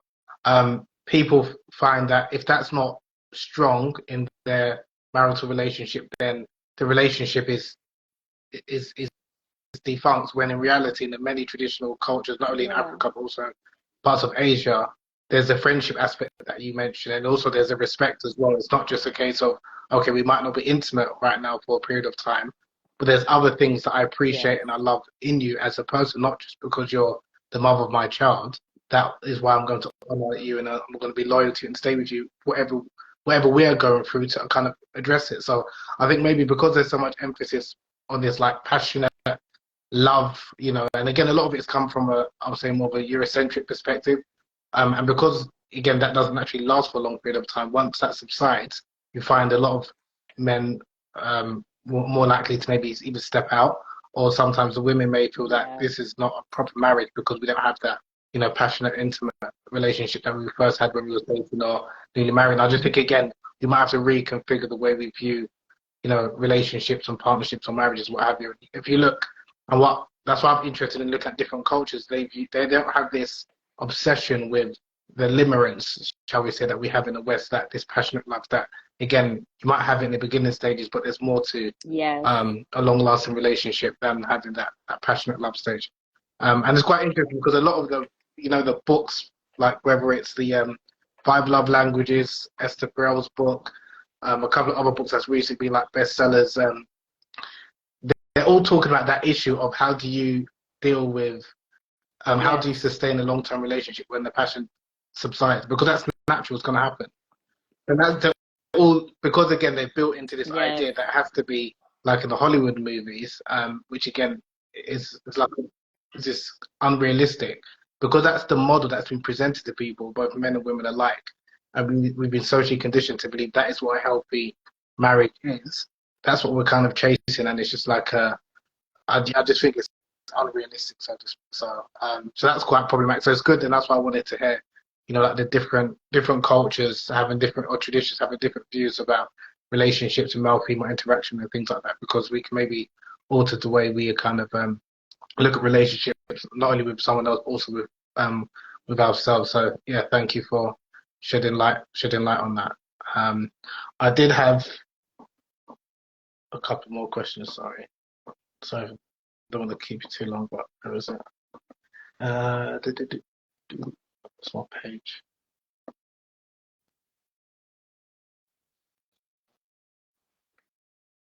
Yeah, that was it. Sorry.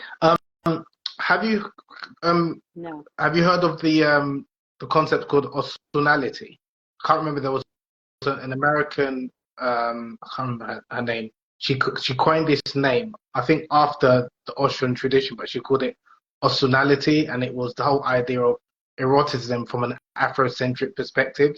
She wasn't purely deriving from the Yoruba tradition, but she was deriving this whole idea of like male-female relationships, concentrating on female pleasure, but from an African perspective. I don't know if you've come across that. So I was wondering if there's any overlap with the Austrian tradition. you're talking about. Here's what I would say. So I haven't read Yeah. about it. I can't speak, but what I would say if we're just talking about Oshun, right? Because Oshunality is looking at Oshun. So looking at Oshun as a divinity, Oshun had Okay. multiple marriages. We see Oshun throughout, you know, in the story of the Yoruba divinities. We see that Oshun, so all of the connections that the divinities had, these were all marriages, of course. They weren't just casual connections. So Oshun was married to Shango, a divinity. Oshun was married to Obatala. Oshun was married to Orumila. She was married to these different Orisha.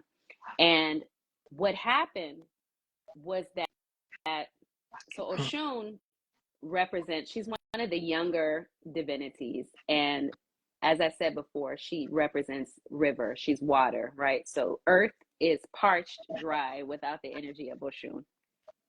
But what happened with Oshun as she went through these different marriages was that she became very, very, very intelligent.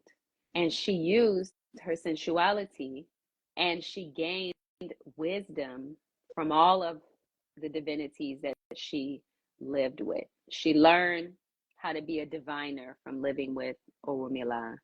She lived with Shango and taught Shango the beauty of a woman, you know, the necessity of a woman.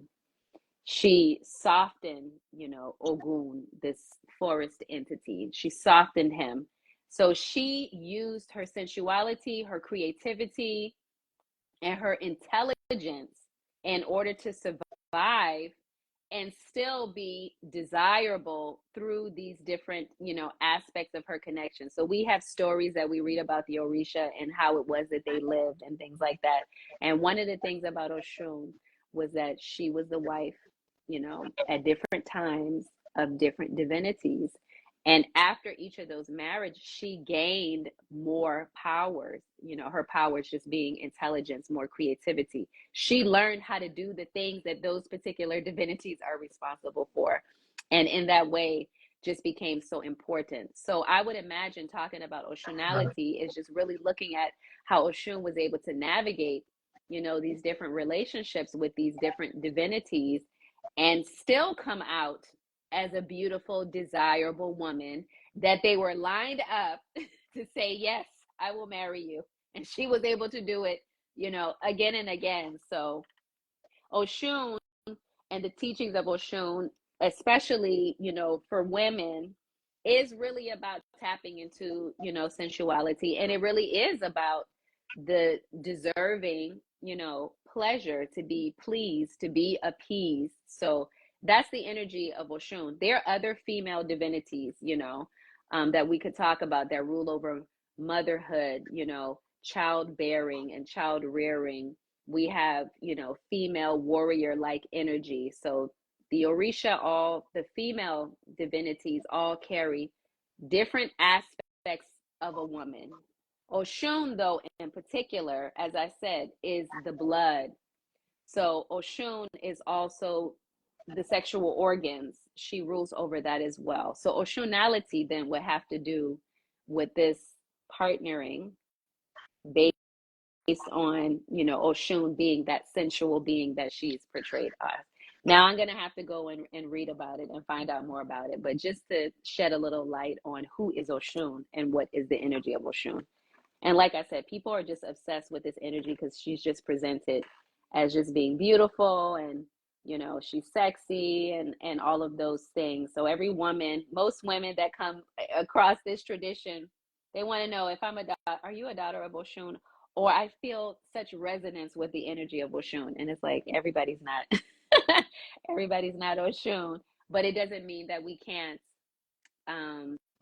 have the qualities. That's why we set up that Oshuni Buaye space, so we can just get people into that energy, that flow, you know, that Oshun has. She's a river, right? River is flowing, and the river is flowing always to its mother. That's the ocean. All bodies of water are leading to the ocean. So Oshun is always traveling to her mother. She's always going to the ocean. And on the way, you know, many different things are happening. many different types of encounters are happening. So Oshun definitely gives us that energy, as I said, around pleasure, around sensuality.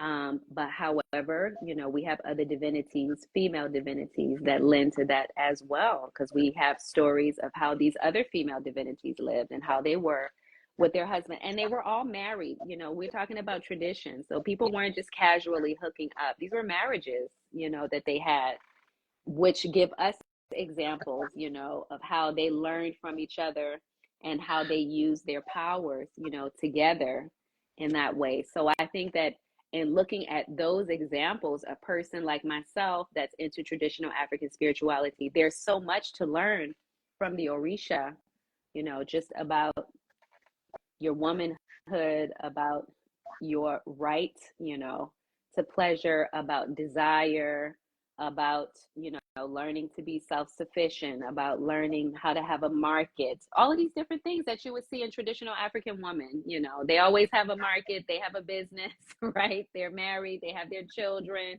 These are just basic tenets, you know, coming from a matriarchal culture, you know, that we get handed down, and we get to see how the Orisha put these practices in place.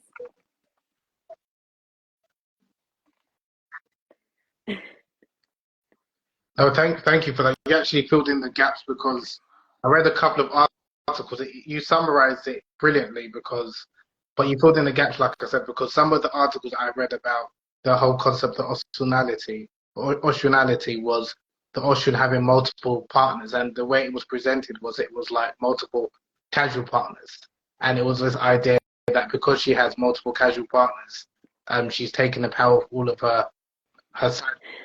That's kind of portrayed, not Yeah. like you mentioned, it was actually marriages. So that's one of the things that sometimes I'm quite, because that's why I wanted to speak to someone who actually understands the tradition and follows it, rather than, because I think now what's happening is that there's a lot of like new age people that's taking bits and parts of ancient traditions and trying to maybe like remix it for contemporary audiences, which is I found that quite problematic, because I think, again, if you're speaking about a particular tradition, you need to pay homage and respect to it and teach it how it was taught. I mean, whether you agree with it or not, that's something else. But to then kind of like twist it to your own narrative and then present it that this is what the tradition teaches, I just don't think you're doing. I don't think you're being fair to the actual tradition. So I'm glad you said what you said, because you did fill in the gap, like I said, which was missing from what I read. So I do appreciate that. I did actually have another question, a bit of a pet peeve somewhat. I've noticed that when, and again, this is maybe, I've realized this before, but I've noticed this even more so the last week or so. When African traditions, because I'm interested, again, as an erotologist, learn about different traditions in relation to intimacy, right? But when I advertise or want to speak about, I've noticed about like African spirituality, or how Africans viewed intimate relations and things like that. There's a lot of pushback from people, whether they are religious, irreligious, what have you, and it's oftentimes denigrated. But when people want to talk about ancient Indian traditions like the Kama Sutra, or ancient Greeks with the Aphrodite is a goddess of love, or Eros, the goddess of sexual love and stuff like that, there's not much pushback. I don't know if you've seen something similar. Like, is there? I'm just wondering, why is it with African traditions, or African culture, there seems to be, I've noticed it myself, more of a lack of acceptance for people to actually want to respect and learn from different, whether it's belief or spiritual systems, in terms of how they viewed male-female relationships. But people are very forthcoming to kind of want to learn and listen from different traditions, whether it's from, like I said, parts of Asia, Arabia, what have you. Is that something that you've noticed, or am I just kind of, is it just maybe my, you know what I would say, people that's been that messaging I would me, say or what at I've the seen? beginning of this conversation, we talked about how you as a Nigerian weren't proud of your, you know, being Nigerian. And I think that African people have accepted, and is so much outside culture and religious influence on African people that they reject their own traditions.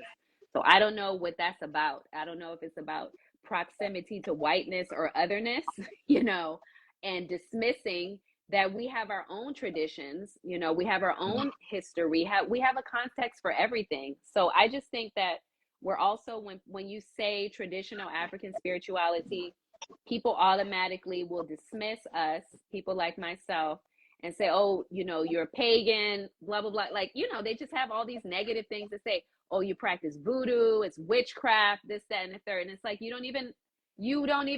haven't even taken the time to understand that I believe in God too, you know. I believe in God. We believe in God, you know. Just like you may call it, you know, you have all these ascended masters, Christ, Buddha, you know, all of these people that walk the earth and ascended, their ancestors now. That's ancestral worship, FYI. You know, people don't want to claim it as such, but it's like so easy for people to dismiss, you know, traditional African beliefs, thoughts, and spiritual systems because it's been demonized. It's been demonized in Hollywood.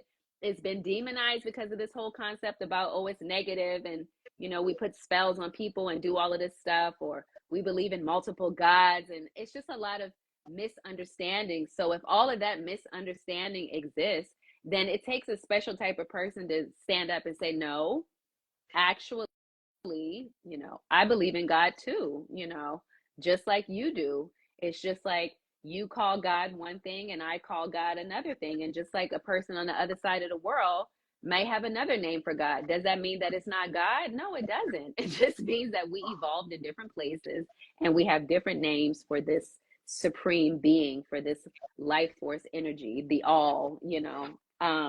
But I do find as a practitioner that people will dismiss and be very skeptical, you know, to participate, you know, in anything that we might have to say or do because they feel like it means that they're affiliated with something that's dark, that's negative, you know, something that's taboo. African spirituality has been made taboo by Christianity, you know, and other faiths. So you have to look at the people that came and colonized our people. So why would they push forward our belief system? We have to hold on to those. I was in Senegal, okay, and I went to visit one of their traditional healers called a marabout. I don't know if I'm pronouncing it marabout. It's a traditional healer. So you go and you know, they pray. They just pray over you. But they're Muslim. So when they make the charms, or what they call gree, which are like these little charms, and they put inside of it, the man put pages, it was like Quranic verses inside of the little charm, so that you're walking around now with those prayers. They're hiding, they hide. So it's like up front, you know, everybody is going to the mosque and that, but then when things really get a little tough, they go to the marabout, and the marabout seems like is infusing, you know, these two ancient systems together into something that works for the people. I think you find that, you know, in Yoruba land, yes, there are lots of Christians, there are lots of Muslims, there are lots of people who practice traditional religion. They might go to church during the day or go to the mosque, but if something really gets really heavy, they might go visit the babalawo because they want to get that extra help or protection. So I just think that with you know, the religions of the book, you know, they're just more widely accepted, you know, and digestible, and you know, people just cling on to that, and what has happened is that now it looks like there's more people outside, you know, of Africa, or outside. I can only speak from a Yoruba lens, but there are more people outside of Yoruba land practicing traditional religion, because there everybody is Christian or Muslim, and then they're even fighting with each other, and then they're fighting, you know, to make sure that the traditional sector of people don't get any air. So it's almost like, you know, these things, if people didn't come out of the continent, you know, and go to these various places, I just wonder what would even happen to these traditions, honestly. But we do get a lot of feedback, negative feedback, and that's why in this particular faith, it evolved in so many different ways. So the slaves that may have came over, you know, to the New World, or in speaking of Cuba, they practice Santeria, right? So Santeria is them disguising the Yeah. Orisha with the saints because it was illegal. They could not, you know, say that Oshun was Oshun, you know, or they couldn't call them by those names. So they had to go to the church. So then they used the saints, you know, to put in front of the Orisha. They were still practicing traditional religion, but in front, they were worshiping the saints. So then Santeria. So that's one group. So Santeria, they're in hiding. They did that because they were in hiding. Okay. It was illegal. They would lock them up. If you were doing ceremony, you couldn't drum anything like that. You'd be jailed. Who knows what would happen to you, but it was illegal, obviously. You couldn't be speaking no type of language. You had to speak Spanish and that. So Santeria then evolved. Then after that, it was Lukumi, because Lukumi then evolved when we didn't have to hide anymore. You know, they said, no, we're brothers. We can come out. Lukumi literally means we're brothers. You could come out. You could be out front with your religious practices. You didn't have to go hide it behind the saints. And then from Lukumi, then people said, oh, we can go fully Isheshe now. You know, we could be fully traditional now. So it's like taking steps to go back, you know, to reclaim the traditional way of worship, because we don't have to hide anymore. We don't have to hide behind the saints. You know, Lukumi is now blending the Santeria with, you know, some Isheshe concepts. Now, modern day people who come into traditional African spirituality, they can go straight to Isheshe. So they don't have to go through all of that. My father had to go through Santeria. Like I told you, he went to Cuba, then he went to Nigeria, but he had to go through that first, right? The Nigerians weren't even coming to America as Babalawo. They were coming to go to school to become doctors and lawyers and that. And then with the Pan-Africanist movement, my father and some other men like himself were practicing different branches of traditional African spirituality. It was Yoruba, it was the Akan, which is from Ghana, and it was Oser Oset, or the Kemetian faith. And that author that I gave you earlier, Ra'u Nefer, is the king of the Oser Oset here in North America. And Nana Dinizulu was the king of the Akan. And my father was the Yoruba king. So you had three men who led this whole journey to African spirituality in North America. Black people in North America started reconnecting. So they had to, now you're talking about Black people in America coming from slavery, you know, oppression, and that re-identifying themselves as African. What? So that's why what they were doing was so they were revolutionaries. You have to be. You have to be. If everything that's being said about your beliefs is negative, it's dark, you know, it's anti-God, and you have to be a revolutionary to say, no, I'm going to reclaim. This is what my ancestors believed in. If it was good enough for them, then it was good enough for me. And we want to get back to those teachings, because only that can empower us. You know, the teachings of Christianity can't tell me how to be, can't reclaim my African mind. So I got to go through being, and excuse my language, and I'm just coming from my American perspective, but the Black man in America is got to go through being a nigga to being colored. He's been all of these things before he can reclaim himself as being an African man, proudly renaming himself. Okay, so if his mother named him John, he's like, no, my name is Adekunle. He went and got him a Yoruba name.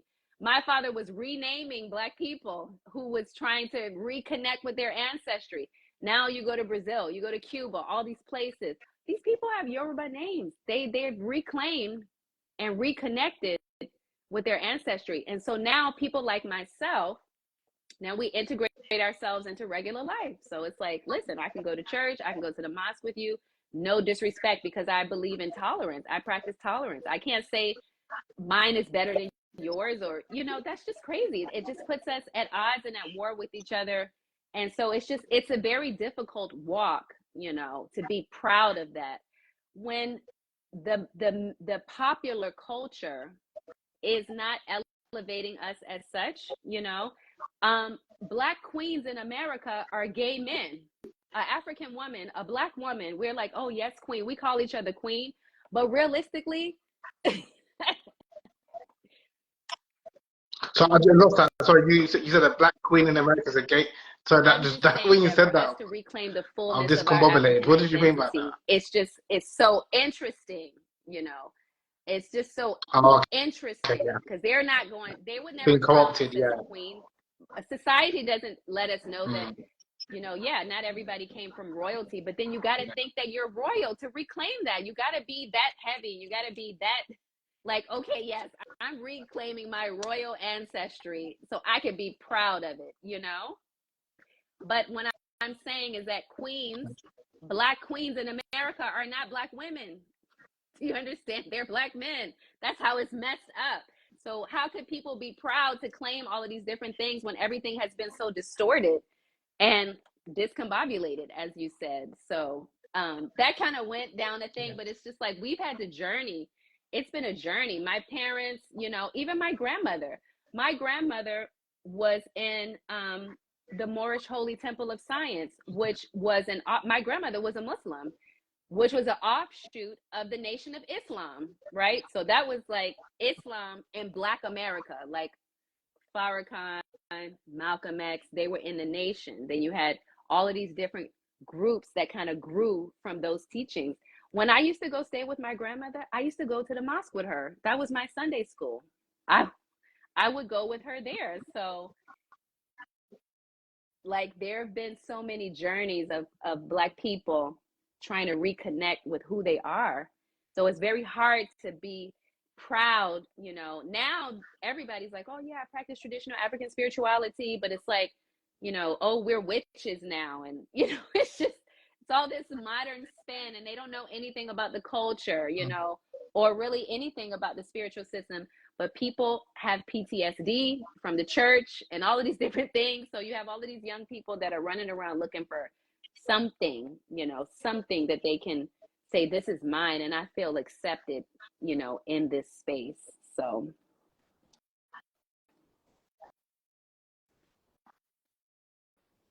Brilliantly said. Brilliantly said. No, I think that's why it's important for us, and that's why obviously I wanted to um, speak to you and obviously highlight the work that you're doing, the importance of Black people, Black women in particular, controlling our own narrative. Because rather than waiting for validation from others or acceptance from others before we kind of acknowledge what we can contribute in our tradition. So definitely want to say, yeah, you've educated me a lot on a number of things that you've said. I'm gonna have to listen to this again because there's something that you said that I got, but it needs to penetrate properly for me to really deep what you've said. But yeah, thank you. I'm just conscious of time, and I've got like 7% on my battery, and I want to make sure I save this. But before obviously we wrap up, is there anything else that you want to say? And obviously, please feel free to talk again about your upcoming self-love retreat workshop, which is on July the 12th, and obviously how people can access it. yes, And yeah, well, if you don't mind plugging that, so before we wrap up, so I think that's important. As much as you're sharing this knowledge, you need thank you. to. I want you to promote your Thank you. service. You need Again, to make thank it. you so much for We're inviting me not to a have this charity, so. conversation. This has been really, really nice. And I'm just happy to be able to say these things and have this conversation with you. So thank you so much for the invitation.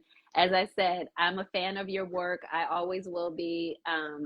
I need to like buy the Kunyaza book in bulk so I can sell it at my retreat. I love to be able to just give it away. But in any case, I am hosting a retreat. It is called the Self Love Holiday Retreat. It's going to be in Miami, Florida, July 12th through the 14th. This is an experience to get into container with me. It's an opportunity to align with self. It's an opportunity to get tools for personal transformation. And it's an opportunity just to recalibrate so that you can prepare yourself to get back into life and show up more fully, more vibrantly with tools. You'll see linked my website, vibrantlytransform.com. If you would like to join me for the retreat, please do. I offer other services such as spiritual life coaching. I also do spiritual consultations. I teach yoga, and I really look forward to connecting further with you, Habib. And I just thank you for putting me in front of your audience. I really didn't know how this would be accepted, with your audience. So I'm just really happy that people have come in, they've commented, had positive things to say. And thank you again.